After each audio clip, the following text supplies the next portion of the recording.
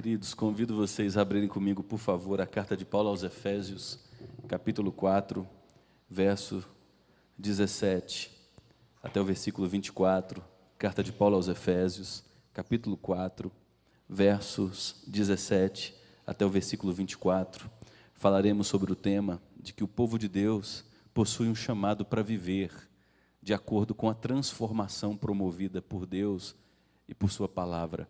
O povo de Deus possui um chamado para viver de acordo com a transformação promovida por Deus.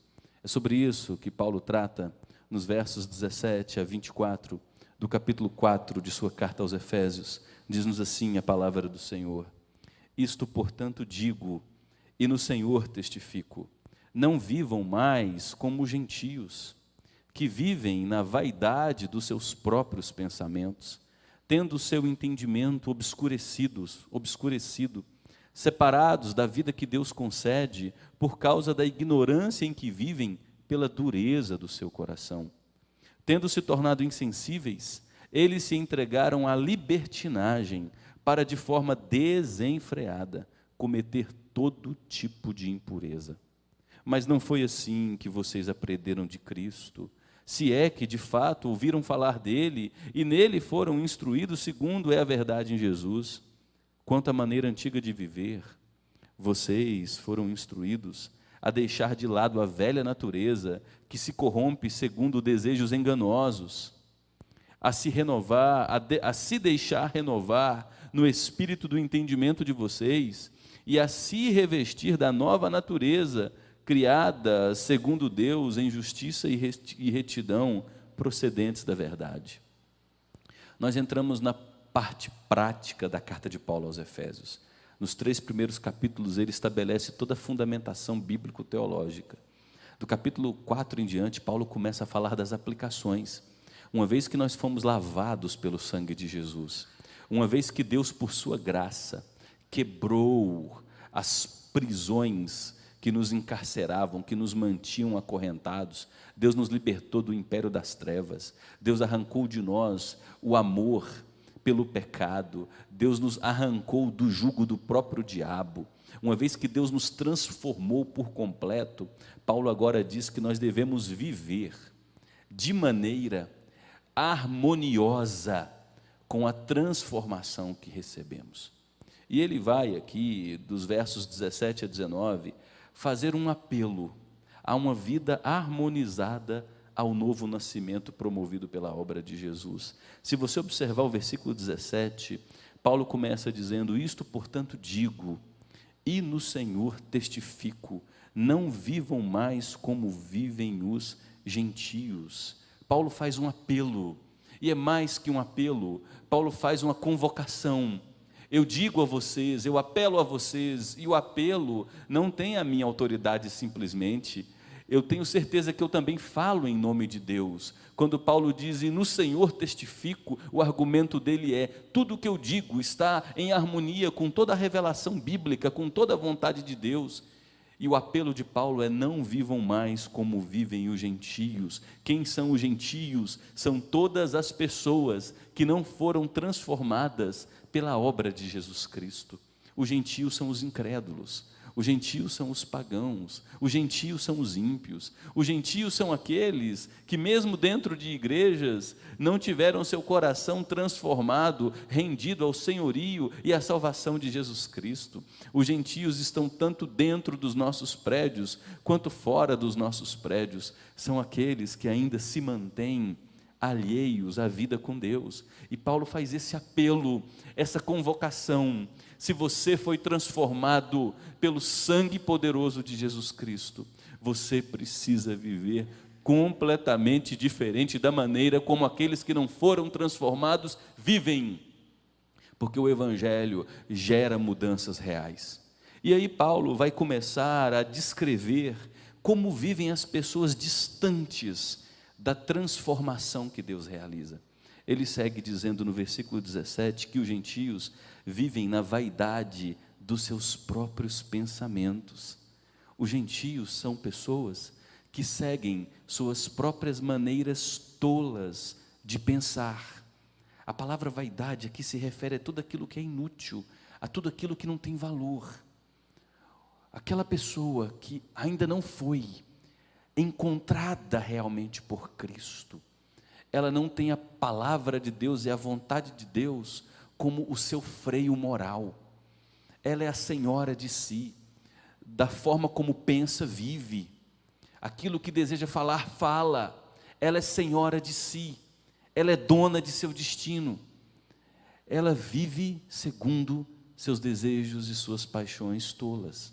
E Paulo segue dizendo que os gentios não são pessoas que simplesmente seguem sua própria maneira tola de pensar. No verso 18, Paulo segue dizendo: os gentios têm o seu entendimento obscurecido.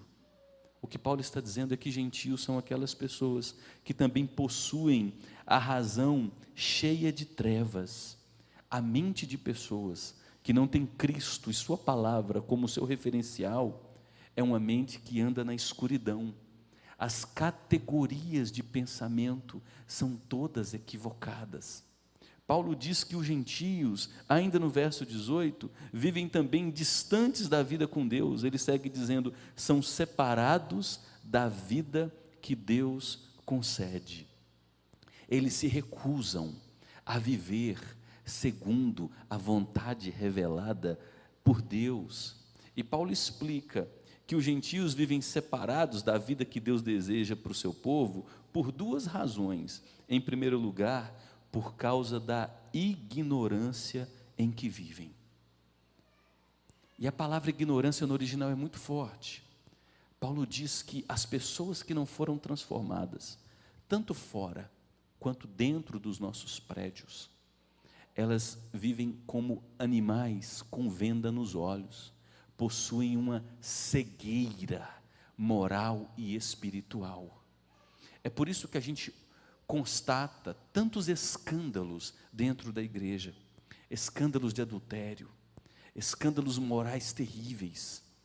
Paulo está dizendo que as pessoas que não foram transformadas pelo Evangelho, elas protagonizam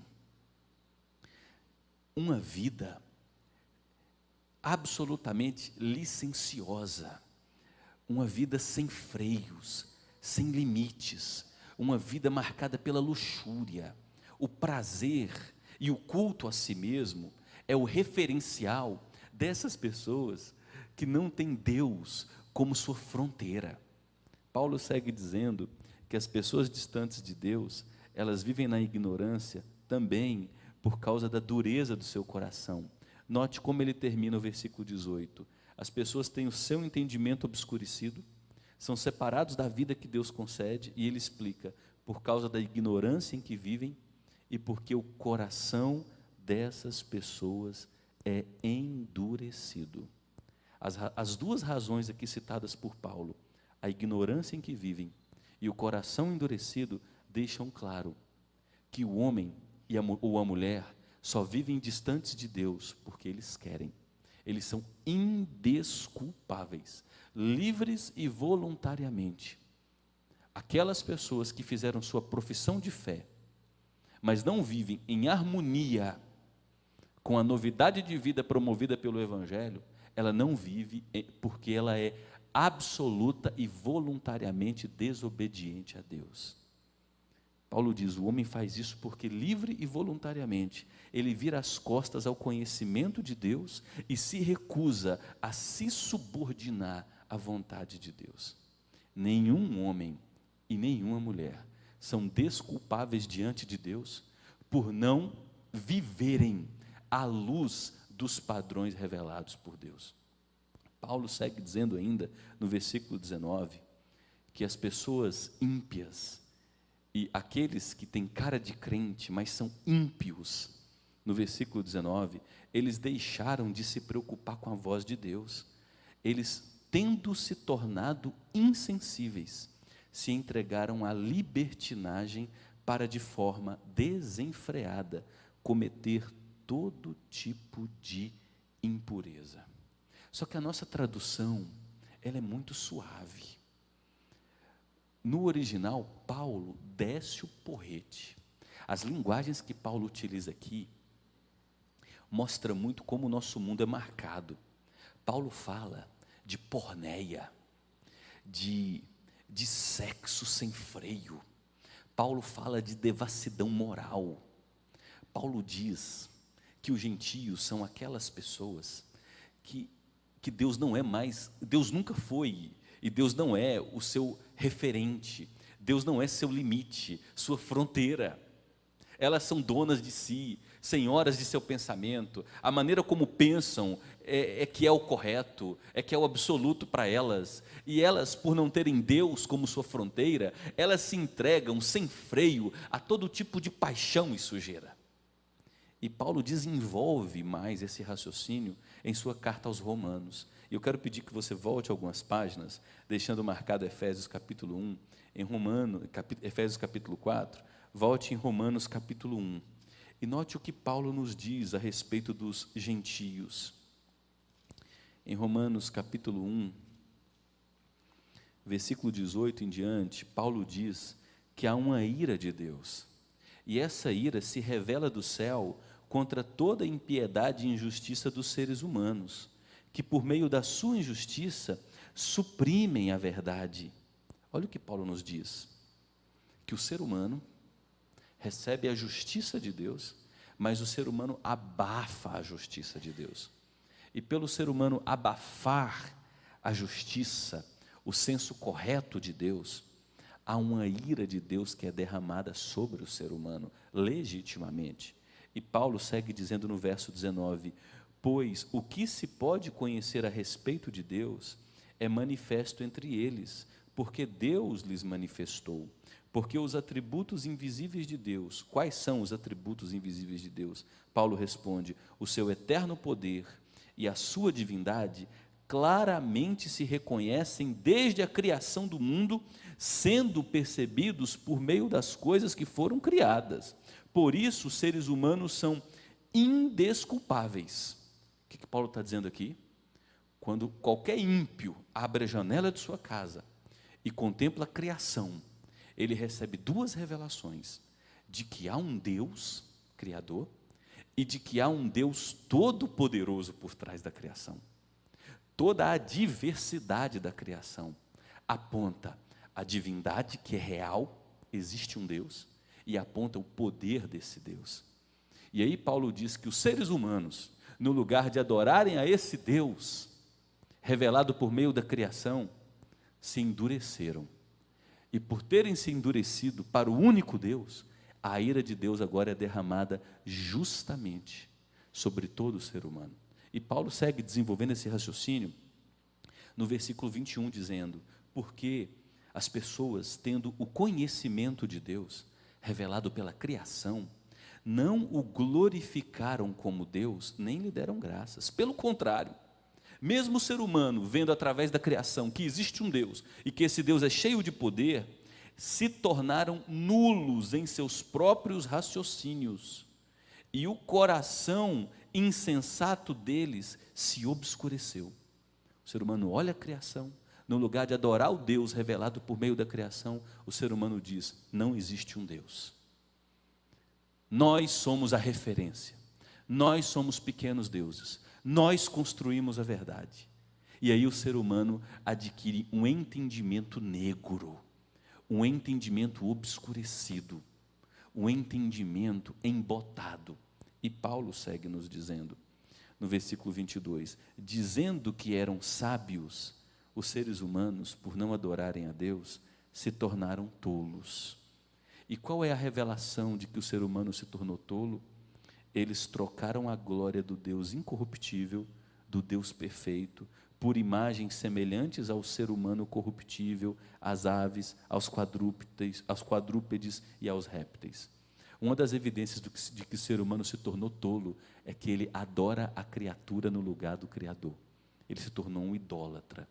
E o texto diz que pelo fato do ser humano ter se tornado idólatra, adorando a criatura no lugar do Deus revelado pela criação, no versículo 24, o texto diz, por isso, Deus entregou o ser humano à impureza, pelos desejos do coração deles, para desonrarem o seu corpo entre si. Os seres humanos trocaram a verdade de Deus pela mentira, adorando e servindo a criatura em lugar do Criador.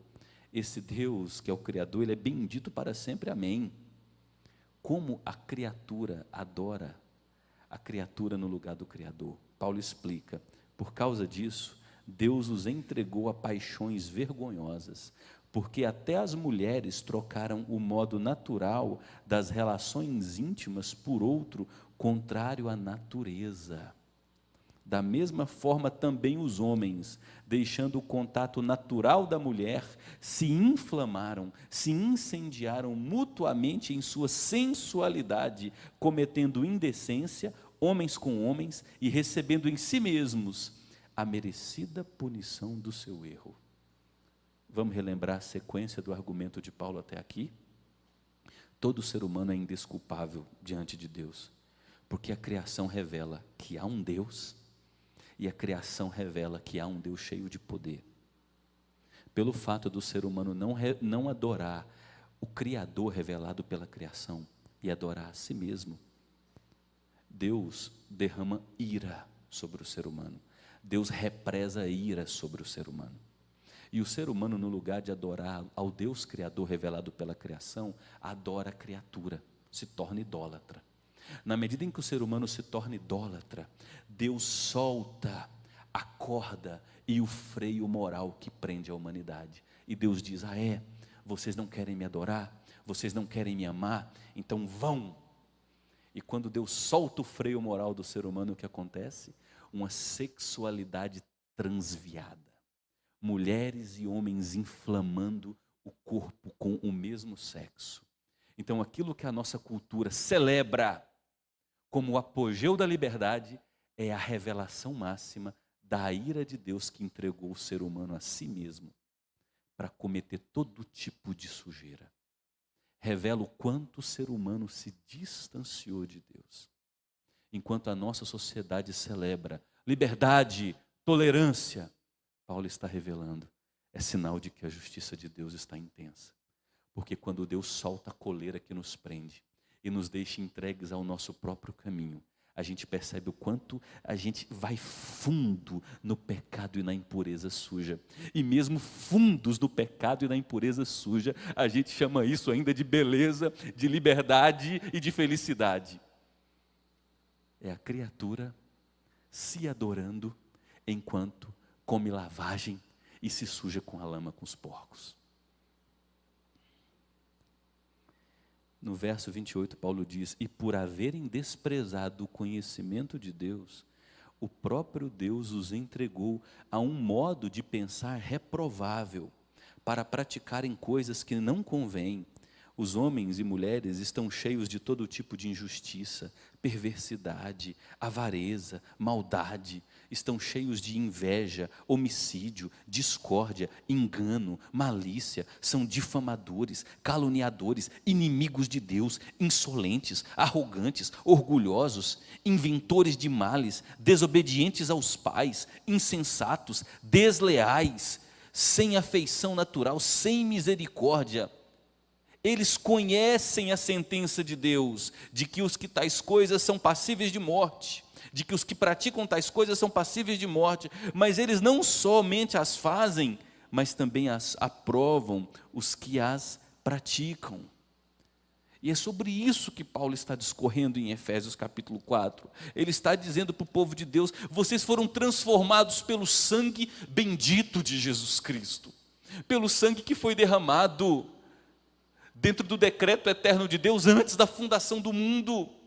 Vocês, pessoas de vários povos, foram compradas por Jesus, e agora vocês devem viver de maneira completamente diferente de como vivem e pensam e agem os ímpios, os incrédulos. Todos que não foram nascidas de novo pelo Evangelho precisam, ao conversar com vocês, caminhar com vocês, conviver com vocês, ver uma diferença absurda. Ver um contraste fenomenal, porque o Evangelho os transformou, os fez nova criação. Porque o ser humano sem Deus, ele só tem uma referência. Ele é inimigo de Deus, ele adora a criatura no lugar de Deus, mas vocês não. Vocês receberam um princípio novo de vida, vocês agora têm condições de amar a Deus, de viverem conforme a vontade de Deus. E esse é o chamado de vocês. E é por isso que Paulo, nos versos 20 a 24, conclui dizendo que o povo de Deus foi chamado a viver a luz da transformação promovida pelo Evangelho. Note, nos versos 20 e 21, Paulo faz um apelo à memória. Mas não foi assim que vocês aprenderam de Cristo. Vocês não aprenderam de Cristo, viver em Cristo como vivem os ímpios, não. Vocês aprenderam que, uma vez estando em Cristo, vocês morreram com Ele para o pecado, e vocês ressuscitaram com Ele para viver uma vida nova. Não foi assim que vocês aprenderam de Cristo, se é que de fato ouviram falar dele, e nele foram instruídos segundo é a verdade em Jesus. O que Paulo está dizendo, eu tenho certeza, que quando vocês ouviram o Evangelho, vocês ouviram que o Evangelho transforma radicalmente. Eu tenho certeza que a mente de vocês foi instruída dessas verdades. Vocês não podem mais viver como vivem os ímpios, como vivem os pagãos, entregues à lascívia. Eu estou preparando uma série de estudos para os módulos que a gente vai começar aqui em agosto, no Encontro com a Palavra, às terças-feiras, sobre família e criação de filhos. E ao fazer algumas pesquisas eu fiquei abismado. Fiquei abismado. Somente um site pornográfico, recebe por ano 42 bilhões de cliques. São 111 milhões de clicadas por dia. É um mundo entregue à licenciosidade, à luxúria. Lá em casa a gente não consegue assistir uma TV aberta, porque não tem um programa da hora que você acorda à hora que você dorme, próprio, até para um adulto. Tudo é um convite à luxúria, à lascívia, à sujeira sexual.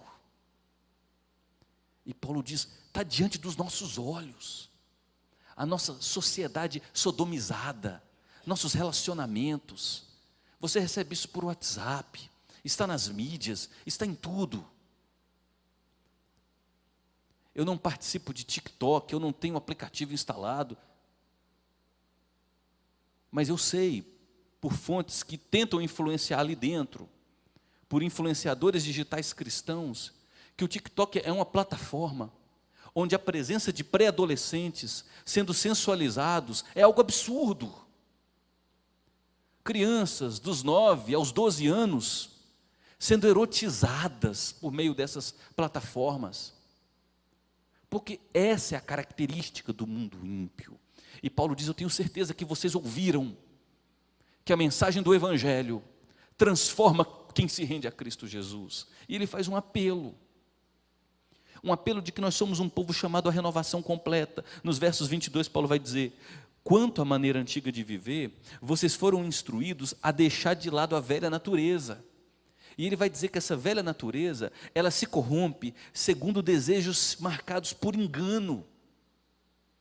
E Paulo diz que nós fomos instruídos a nos renovarmos, e ele usa uma expressão no verso 23, no espírito do entendimento de vocês. E o que essa expressão significa? Alguns vão dizer que Paulo está dizendo que é o espírito do homem. Tanto é que a sua tradução está com E minúsculo. Você tem que deixar a sua alma ser renovada. Eu creio que há um deslize aqui na nossa tradução. Para mim aqui o Espírito se refere ao Espírito Santo. O que Paulo está dizendo é, vocês foram instruídos que vocês devem tirar a roupa suja da velha natureza todos os dias e que vocês devem enxergar a vida pela ótica do Espírito Santo que habita em vocês e diariamente se vestir com essa roupa da nova natureza.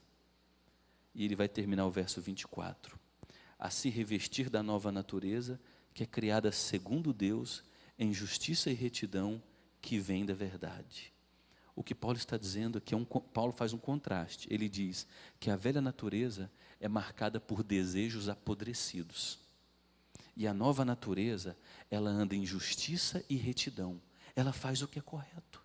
E ela tem como filtro, como referência, a verdade revelada. Justiça e retidão que vem da verdade.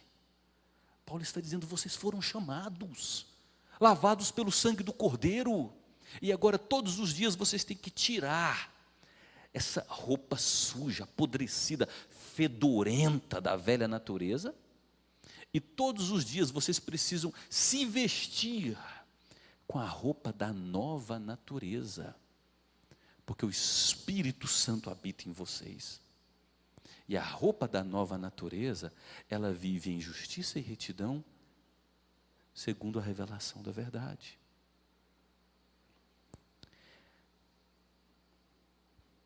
Se você observar Romanos, e eu convido você a abrir comigo Romanos capítulo 6, por favor, abra mais uma vez Romanos capítulo 6. Paulo vai dizer que uma vez que Cristo nos transforma, algo radical acontece. Nós não somos mais tolerantes com o pecado. Nós não somos mais conformados com aquela velha vida. Olha o que Paulo nos diz em Romanos capítulo 6, verso 5 em diante. Porque, se fomos unidos com Ele, que é Cristo, na semelhança da sua morte, certamente o seremos também na semelhança da sua ressurreição. Nós sabemos que, quando Cristo morreu, Ele levou na cruz os nossos pecados. E quando Ele ressuscitou, os benefícios de sua ressurreição se tornaram também nossos benefícios. Temos a garantia de que ressuscitaremos para uma nova vida. E Paulo segue dizendo, sabendo isto, que a nossa velha natureza foi crucificada com Cristo. Não foi só Cristo que morreu na cruz pelos meus pecados. Eu estava também morrendo com Cristo para os pecados. Sabendo isso, que a nossa velha natureza foi crucificada com Ele, para que o corpo do pecado seja destruído, e não sejamos mais escravos do pecado. Pois quem morreu está justificado do pecado. Ora, se já morremos com Cristo, cremos que também viveremos com Ele. Sabemos que, havendo Cristo ressuscitado dentre os mortos, já não morre, a morte já não tem mais domínio sobre ele. Pois quanto a ter morrido, de uma vez para sempre morreu para o pecado, mas quanto a viver, vive para Deus. Assim também vocês, considerem-se mortos para o pecado, mas vivos para Deus em Cristo Jesus. Portanto, não permitam que o pecado reine em seu corpo mortal, fazendo com que vocês obedeçam às suas paixões. Também não ofereçam os membros do corpo de vocês ao pecado, como instrumentos de injustiça, mas como pessoas que passaram da morte para a vida, ofereçam a si mesmos a Deus e ofereçam os seus membros a Deus como instrumentos de justiça. O que Paulo acabou de nos dizer, Cristo morre e ressuscita. E quem morre com Cristo? Nós. Quem ressuscita com Cristo? Eu e você. Quando Cristo morre, eu estou morrendo com Ele.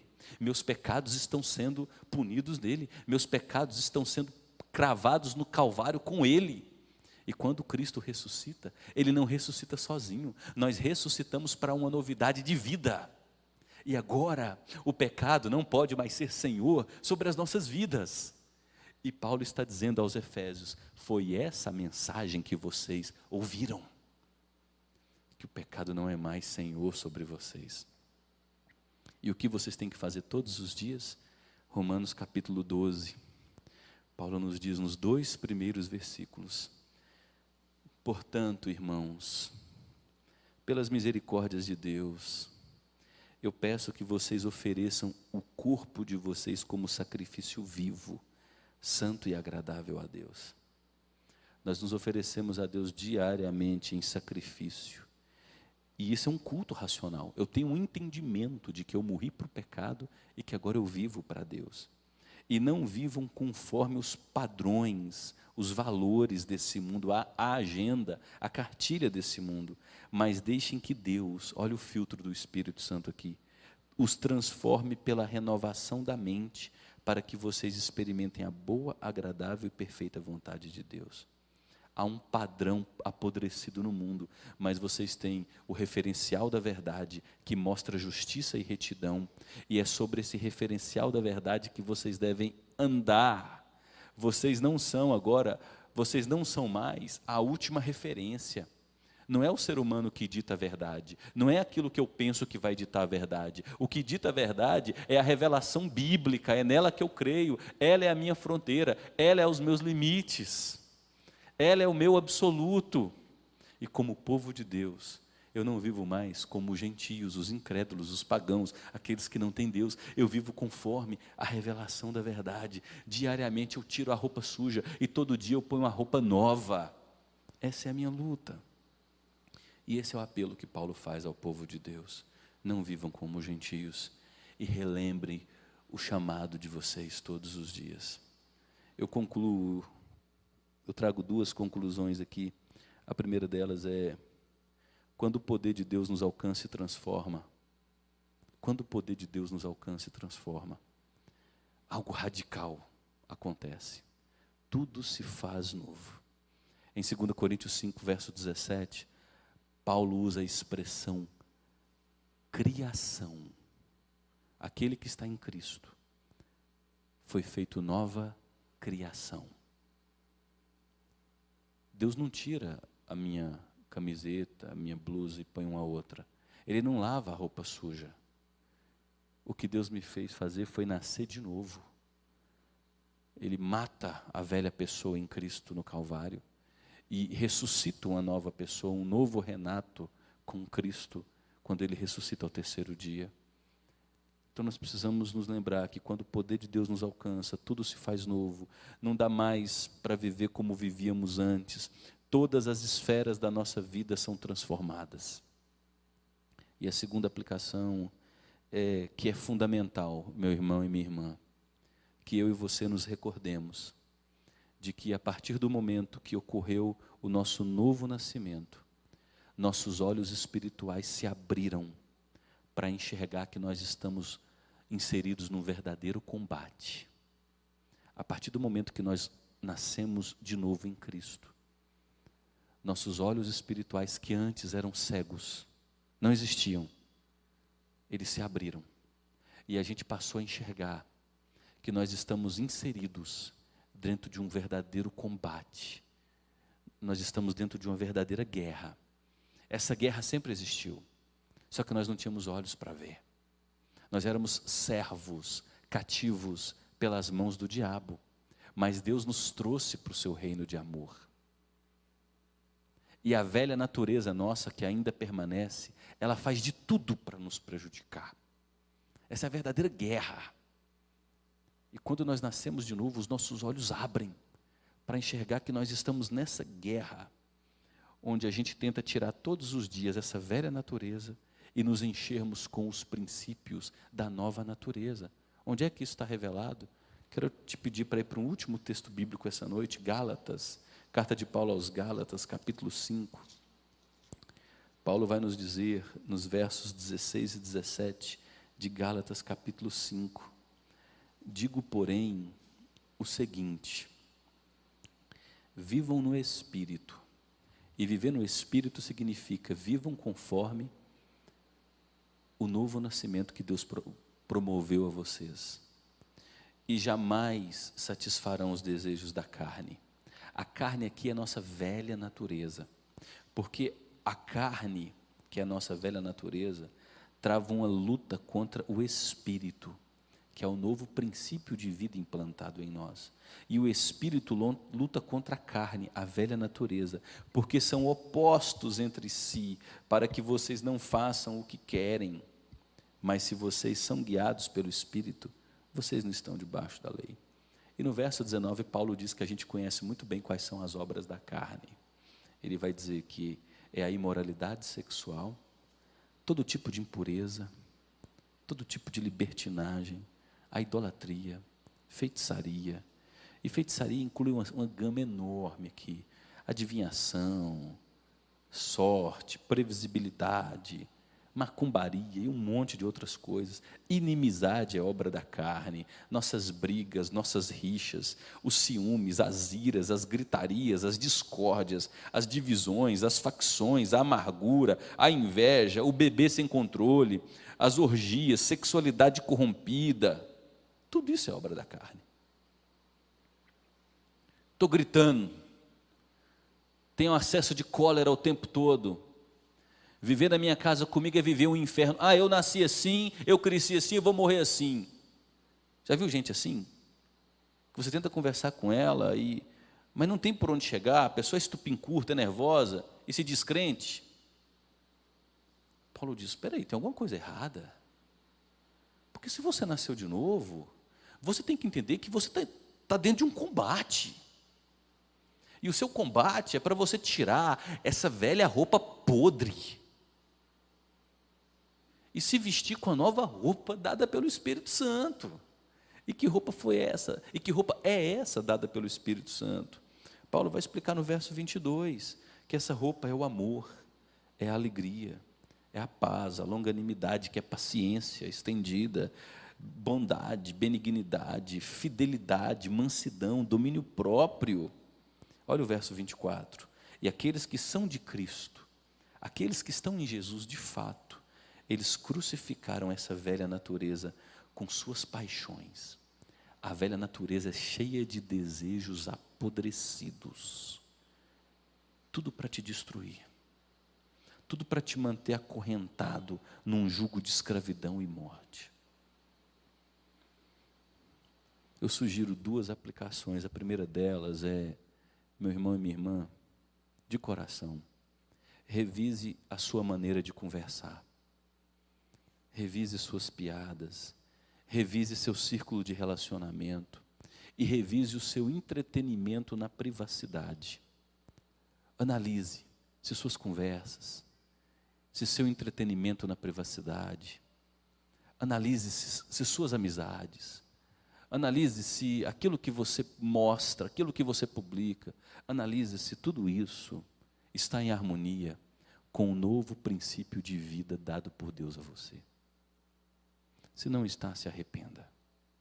É vexatório, crentes promovendo escândalos, crentes se embriagando, crentes envolvidos em lugares onde não deviam estar, com conversas que não deviam ter. É vergonhoso, crentes casados envolvidos com adultério, dividindo a cama com outra mulher, que não a esposa que Deus lhe deu. É vergonhoso a mulher casada, a mulher que se diz de Deus, tratar seu marido com desrespeito. Eu não levo desaforo para casa, é assim. Minha mãe ensinou que eu tinha que estudar, me tornar autônoma, porque não pode depender de homem, porque o homem é canalha. A sua mente não é mais formada, não pensa nessas categorias, a sua mente pensa nas categorias do reino. A gente luta pelos nossos filhos, não é normal o seu filho com 19, 20, 21 anos, porque está com a namoradinha, dormir com a namorada, não é normal. A gente pode dar o nome que quiser, aquilo que a Bíblia chama de pecado sempre o será, aquilo que ofende a Deus sempre ofenderá. Por mais que a nossa cultura aplauda, por mais que a nossa cultura chame aqueles que se enraizam na palavra de tradicionalistas, fundamentalistas, conservadores, retrógrados, nós somos o povo transformado pelo Evangelho e vivemos nas fronteiras do Evangelho. Portanto, Paulo olha para mim e para você e diz, isto portanto digo e no Senhor testifico, não vivam mais como os gentios, porque os gentios vivem na vaidade de seus próprios pensamentos, o entendimento deles é obscurecido, eles são separados da vida com Deus, se tornaram insensíveis, se entregaram à libertinagem, vivem de forma desenfreadas, cometem todo tipo de impureza, mas não foi assim que vocês aprenderam de Cristo. Vocês aprenderam que tem que tirar a roupa suja todo dia. Todo dia tem que tirar a roupa suja. E tem que pôr a roupa nova todo dia. Toda hora. É tirar a roupa suja, que gruda, cheia de nódoa. O pecado, a velha natureza, nos mancha. É difícil de tirar. Mas Paulo diz, vocês receberam o Espírito Santo. Sejam renovados agora no poder desse Espírito. seguindo a verdade e a retidão, aquilo que é correto, segundo revelado na palavra. E aqui eu vou para a última aplicação, que tem uma relação com a primeira, passe a analisar a sua vida. Passe a analisar a sua vida à luz de um único filtro. Como é que eu vou saber se está errado ou se está certo? Analise sua vida à luz de um único filtro. Isso está de acordo com a justiça e a retidão que vem da verdade?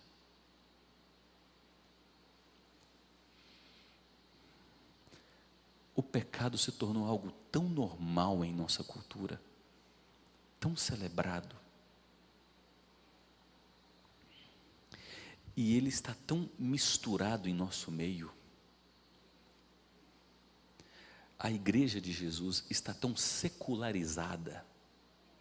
O que a expressão secularizada significa? Os valores podres do mundo foram tão assimilados por nós, que a gente tem dificuldade hoje em olhar para a nossa vida e nos arrepender verdadeiramente, porque a gente não considera mais aquilo errado. Então eu quero fazer um convite a você, a analisar toda a sua vida. Faça um checklist, passe um pente fino. Analise toda a sua vida à luz da justiça e da retidão procedentes da verdade. E aí vem um desafio. A gente vai ter que voltar para essa palavra. Porque se a gente não voltar para essa palavra, a gente vai viver sem achar que está vivendo como os gentios. A gente vai oferecer um péssimo testemunho ao mundo. A gente pode estar sem saber debaixo da ira de Deus, achando que somos crentes, mas condenados, porque temos mais que a revelação da criação, temos a revelação especial que é a Bíblia, e ainda assim não queremos viver à luz da revelação da Bíblia. Então filtre todas as áreas de sua vida à luz da verdade e da justiça que estão revelados aqui.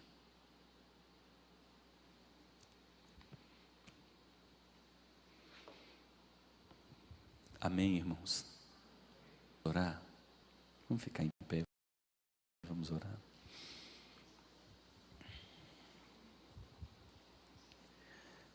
Deus, nós temos absoluta certeza por Tua palavra, que uma vez que o sangue precioso, o sangue do nosso Senhor Jesus Cristo foi derramado sobre nossas vidas e nos transformou, todas as áreas da nossa vida foram implicadas.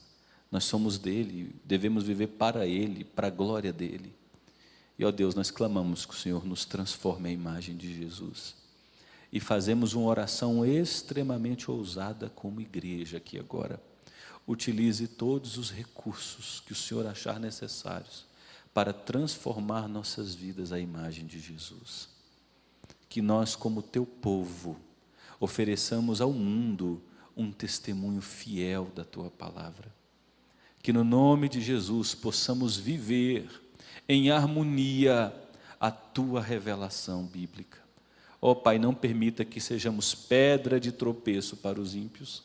Não permita que a nossa vida seja motivo de escândalo para qualquer pessoa. Pelo contrário, ó Pai, que recebamos os piores rótulos possíveis, mas por viver enraizados em Tua palavra, cativos no Senhor, fiéis a Ti, aprisionados à Tua vontade. Ó Deus, no nome de Jesus, aprisiona-nos à Tua vontade, porque sabemos que ela é boa, ela é perfeita, ela é agradável, e ela produz um fim maravilhoso para as nossas vidas.